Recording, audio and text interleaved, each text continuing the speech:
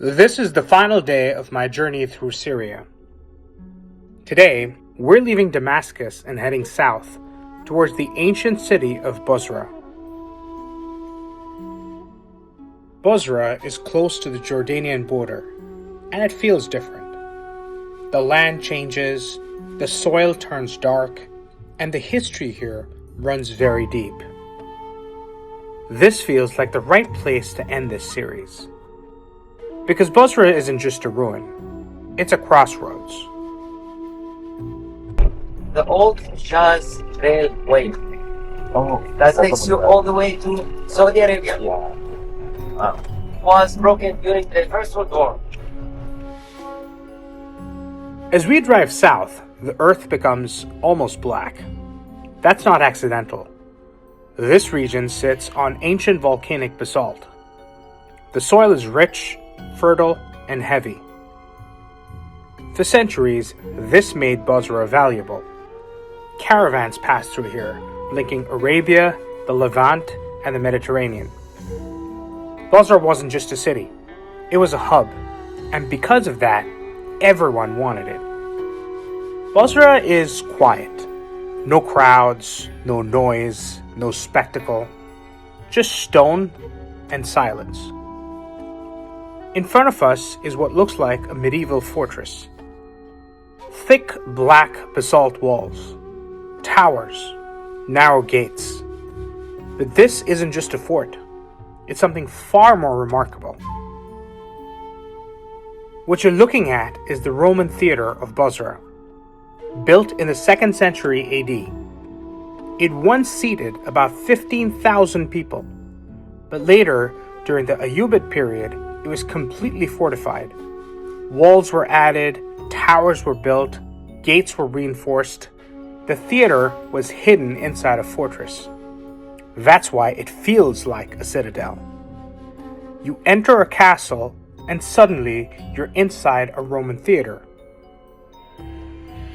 Stepping inside is overwhelming.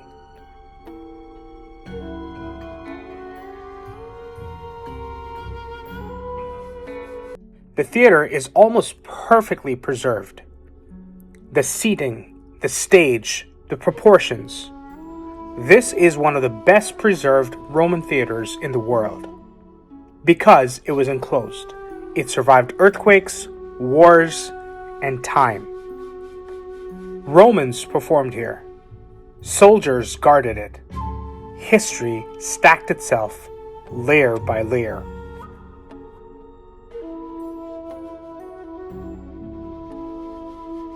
In the world, no other theater, Roman theater in the world more intact than this one. That's why it's UNESCO. It goes back to 107 AD, around 2000 years old. It has one of the most brilliant architecture at the time. It fits up to 15,000 persons. And this can be filled and evacuated in 5 minutes. You can see the entrance and exits. So brilliant. And you can see the auditorium here. It's divided into sections. Every section is 4 types of people. You have the elite, you have the soldiers, you have the the officials of the city. By the way, Bosra was 150,000 population. Whenever you want to know the number of population in a Roman city, you ask about the population that can fit, the number of people that can fit in the theater. It's always 10% of the population. Oh, really? So 15,000, 150,000. We have the best acoustic system here. That's why when they used to do plays here, they didn't need any microphone or anything. We have acoustic here that whenever, even if you are whispering, the people can still listen to you. They used to cover this with silk and make kind of, vibes, like good vibes, like smoke, and whenever there is like gladiator thing, they put fence here so that the animals would not attack the audience.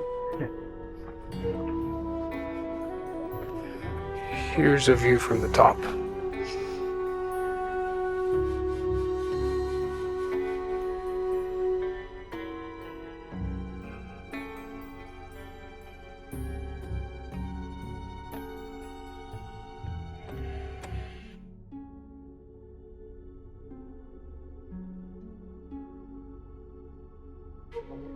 Great inbuilt audio technology and sound engineering here.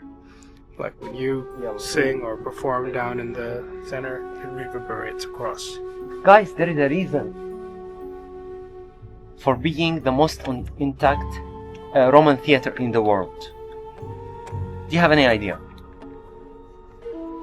If you look around, you can find hints here and there. Why this one is the most intact? Yeah, exactly. Why it's still well preserved. You can see it's clear, like we are talking about 2,000 years old. Is a stone used? No? No. If you look surrounding the place, you might have some It's underground? I mean, it's just down. The moats? Well, you know what? Bosra was attacked by many civilizations.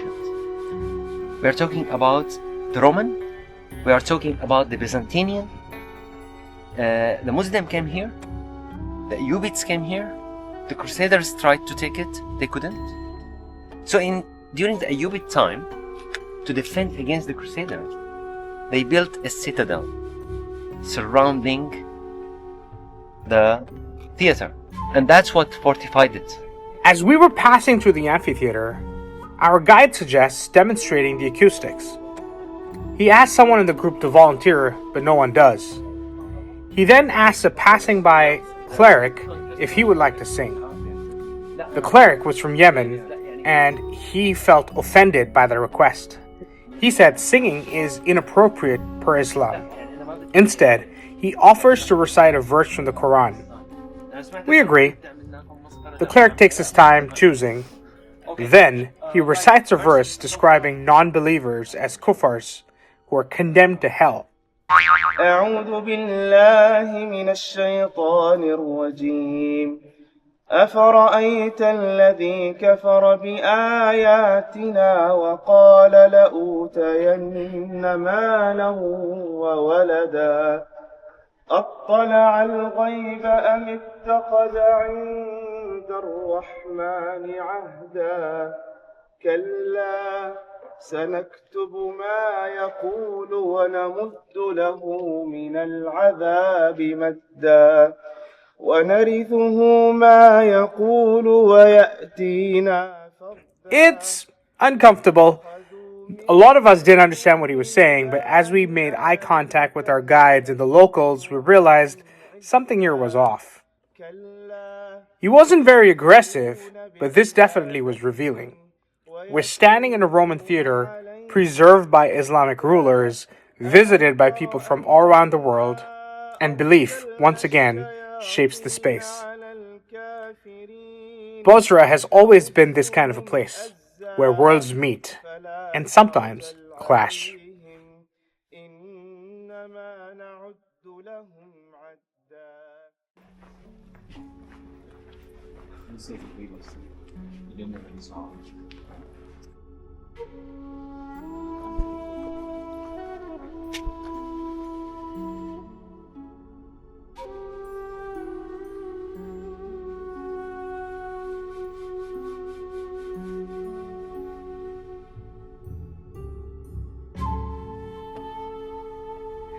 Nearby is one of the oldest mosques in the world, built during the early Umayyad period. Bosra is also linked to Islamic tradition associated with the monk Bahira, who is said to have recognized signs of prophethood in the young Muhammad. Whether historical or symbolic, Bosra matters deeply. It connects Roman, Christian, and Islamic history in one place.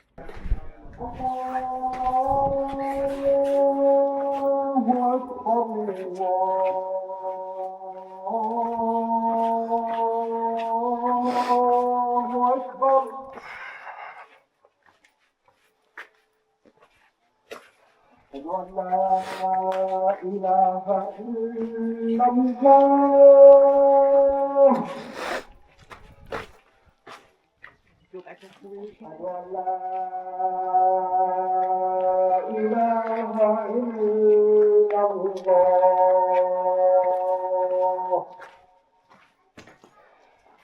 this has been destroyed. أشهد أن محمدا رسول الله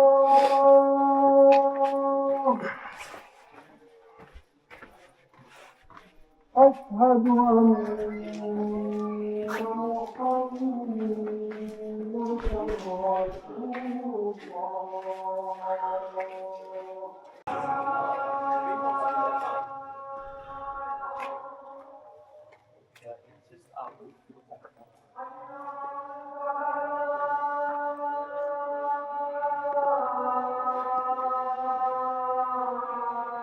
This is an active mosque.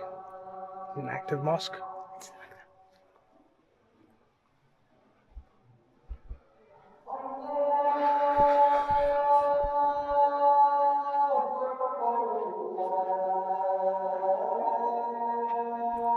We pass a wall painted with a new Syrian flag. For years, this flag couldn't be shown here. The old administration still controlled the region. Now it's visible. Whatever your politics, this matters. In a city ruled by empires, symbols speak loudly. As we're passing by, we meet this group of kids playing football or soccer, and we partake in some of it as well.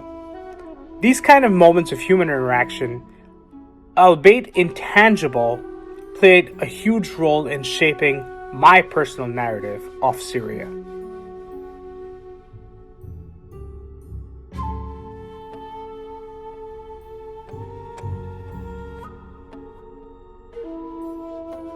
Very interesting story about the monument behind me. It belonged to some monk called Bahira in the 4th century. And believe it or not, this monk predicted the prophecy of Prophet Muhammad. So it turns out that Prophet Muhammad used to come, when he was a kid, used to come with his uncle on this journey of trading. His uncle was a trader. So they used to go to Damascus, not Damascus, to Bosra, to do these kind of exchange. I told you that Bosra was a caravan city on the pilgrimage road, so it was very prosperous. And Prophet Muhammad used to accompany his uncle to here. One time, Prophet Bahira, the story says that Prophet Bahira saw this kid and told his uncle, be careful, take care of this kid, he will be prophet. Protect him. The second time Prophet Muhammad came to here, he was adult. He never make it to Damascus.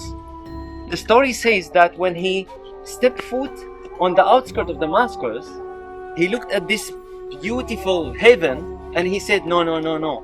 A man should enter heaven just once. I'm not entering Damascus. I don't know if this is true or not, but actually we have a place south of Damascus, south of the city. It's called Qadam. Qadam means foot. Feet, yeah. Because Prophet Muhammad put foot there and never make it beyond that. Yeah. 4th century, and it is actually a different shape of monasteries. Come and see inside how huge it is.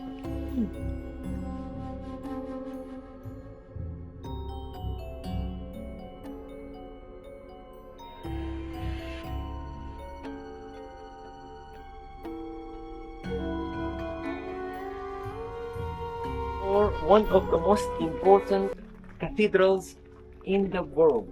In the world, Sergius and Bacchus. Oh, wow. Cathedral. And what's important about this is that this was the first cathedral or church where they built the dome on top of it, the whole dome. Regime army, they used to take the minarets, right, to do the snipering. So here they wrote, danger, accessible with difficulty due to sniper. And there, Allahu Akbar, that's right.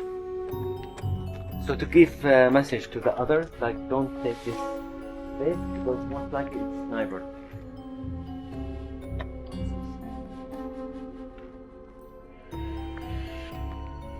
Than 2,000 years old, and it is the only thing that was left from the Nabateans' civilization here. Also, you have that column. You can see that column. It's also left, but you can see how magnificent, how beautiful is the architecture. The Roman didn't make it yet. The Roman will make it later, more than 150 years later. Water reservoir, right? Reservoir, yeah. And they used this water to fill the moat of the citadel. Oh, Yeah. okay. And also to, like, for example, the pilgrims, they used to stay 10 days here before they continue their... Before leaving, we stopped for lunch. A small family-run restaurant, right outside the theater. This might be the best meal I had in Syria. Fresh fattoush, lamb kibbeh, slow-baked lamb, grilled chicken on potatoes. No performance, just care. This is Syrian hospitality at its best. Simple, generous, and unforgettable.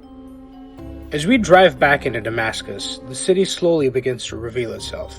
First, the courthouse, a symbol of order, of law, of structure. Just ahead is Damascus University, one of the oldest and most respected universities in the Arab world. Beyond it all, the mountains rise. Damascus is cradled by these hills. They've watched empires come and go. On the left is the Assad Library, now officially known as the National Library of Syria.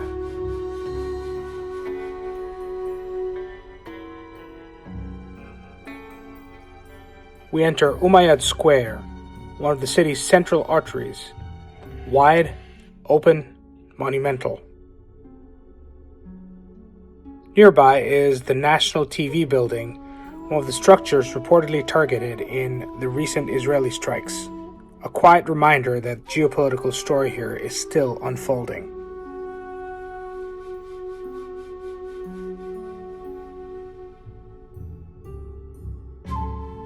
We pass the towering Damascene sword monument, steel cutting into the sky.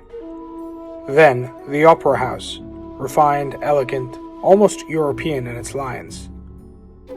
And finally, the Central Bank of Syria, displaying the new currency, another signal of transition. Damascus doesn't rush. As we drive through it, you feel that history isn't behind this city. It is layered inside it. The city is alive, markets buzzing, traffic, people everywhere. We stop for kunafa, a sweet, crispy, soaked in syrup. This is Damascus beyond the headlines. Not ruins, but everyday life. That night, we gather in the old city. That's our last meal together as a group. Michael, one of our tour members, it's his 40th birthday on the 2nd of Jan. There's cake, there's delicious food, there's laughter, and yes, a sword to cut the cake. Travel does this. It turns strangers into family, even if only briefly. Sure, we had our moments where we butted heads and had our disagreements, but overall, when you travel as a group, you have shared skin in the game. You have shared accountability and shared responsibility. The next morning, I wake up in Babtuma. Breakfast is quiet, reflective. I leave Damascus alone by taxi. I wanted to spend some time in Lebanon, in Beirut that day. That was my second last day on this tour. The next day I was leaving for the US.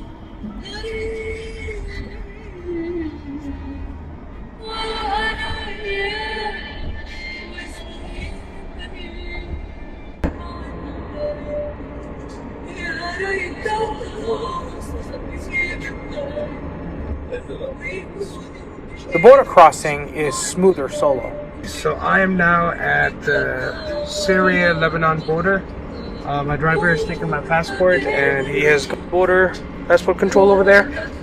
I gotta be careful with filming here, but this is the Lebanon-Syria border. Paperwork, stamps, a few questions, then the road opens up. Mountains, valleys, curves. Lebanon greets you with green. And just like that, Syria is behind me. Bosra isn't famous. It doesn't go viral. But it tells a bigger story. A Roman theater becomes a fortress. A fortress becomes a symbol. History doesn't disappear, it layers. Bosra reminds us that this region isn't frozen in time. It's complex, contradictory, and deeply human. This was my last day in Syria. And this is where the journey ends.